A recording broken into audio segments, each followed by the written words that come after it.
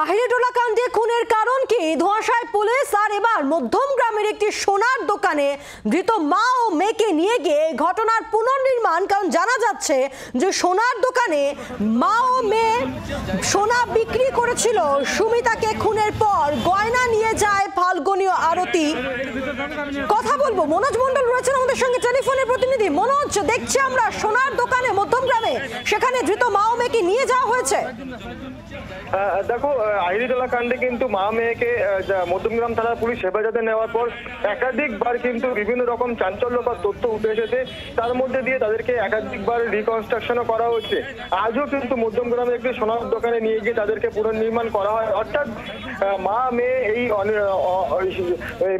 মৃতকে খুন করবার পর কিন্তু তার যে সোনা গয়না ছিল সেই সমস্ত সোনা গয়না মধ্যমগ্রামের একটি সোনার দোকানে নিয়ে গিয়ে বিক্রি করে, এমনটাই পুলিশ তাদেরকে কিন্তু জেরা করে জানতে পেরেছে। ঠিক সেরকমই কিন্তু তাদেরকে আজকে সেই সোনার দোকানে নিয়ে যায়, মা ও মেয়েকে নিয়ে যায় এবং তাদেরকে পুনর্নির্মাণের মাধ্যমে দেখানো হয় যে তাকে খুন করবার পর ঠিক কিভাবে তারা সেই সোনা গয়নাগুলো সেই সোনার দোকানে নিয়ে গেছিল এবং বিক্রি করেছিল। এবং তাদেরকে কিন্তু জিজ্ঞাসাবাদ করে আরো কিন্তু তথ্য জানবার চেষ্টা করছে। পাশাপাশি যে সমস্ত সোনা গয়নাগুলো ওখানে বিক্রি করেছিল সেগুলো কিন্তু উদ্ধার করবার চেষ্টা করছে বলে পুলিশ সূত্রে খবর। নজর রাখো। ধন্যবাদ। বাংলার আওয়াজ, বাঙালির আবেগ, জি 24 ঘন্টা।